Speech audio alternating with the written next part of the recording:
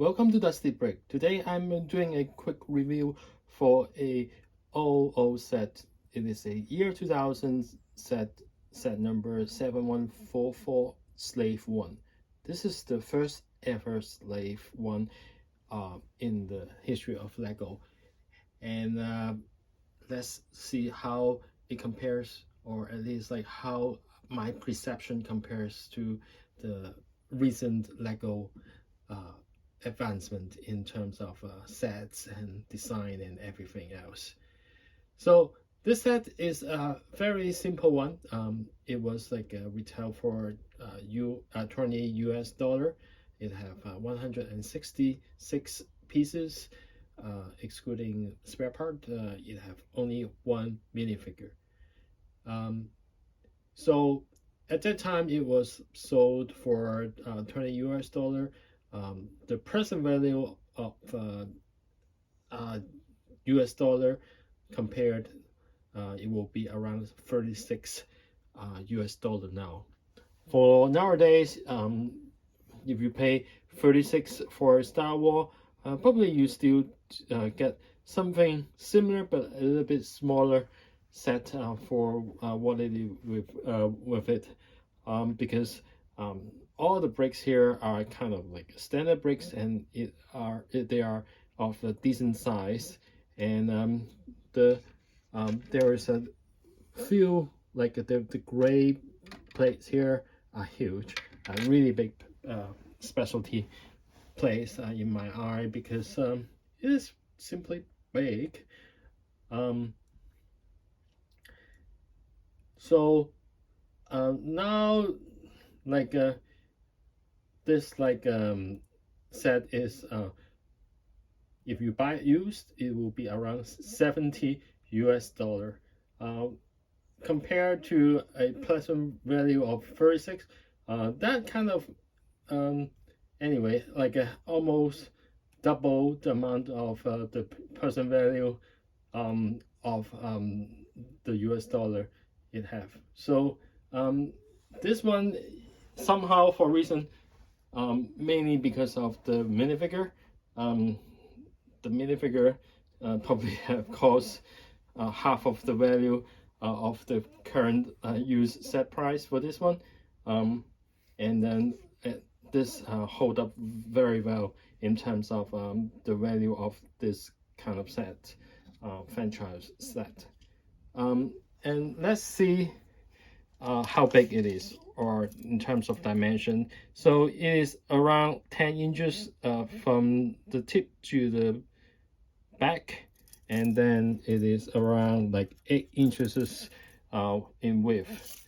The set is very simple, and the minifigure is quite simple too. It didn't even have like the head printing. It's just a black head at that time.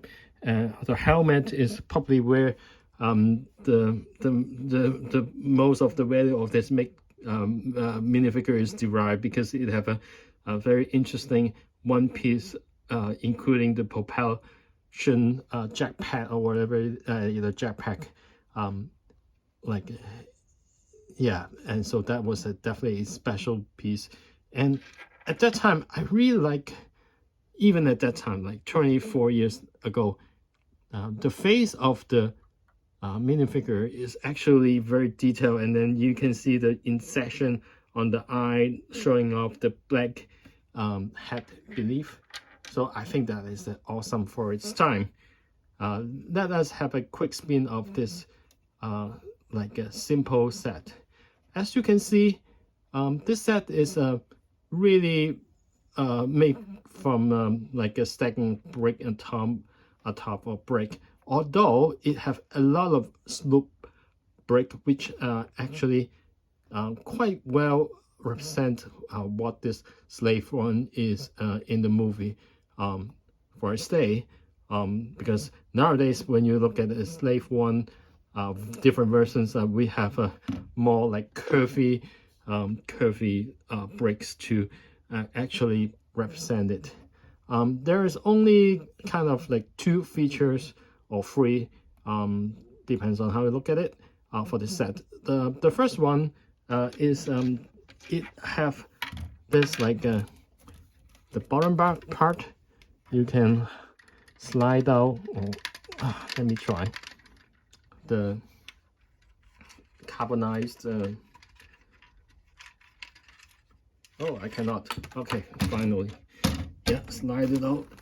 So carbonized that Harrison Ford Han Solo from is back, which is pretty nice. And of course, you have some sort of weaponry, and there's a hinged cockpit that you can put Boba Fett inside.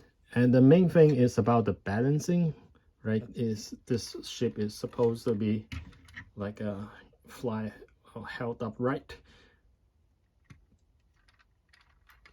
and then it's self-balancing, which is pretty cool. It's made by some simple techniques inside. Nothing's very special or crazy about it. The back is not very camera friendly. It looks like this. You can see the huge plates that I mentioned. So for 166 pieces for US dollar of 20 at that time, I think this is pretty good set for kids to play around. Of course, like it is cannot compare with today's standard of like displaying because the color scheme is really not what I see in the scene on screen nowadays. It looks very strange, especially if you have this like 2x4 pieces on top of it, and it is in a kind of dark gray, and compared to the rest of the body, which is kind of gray and white.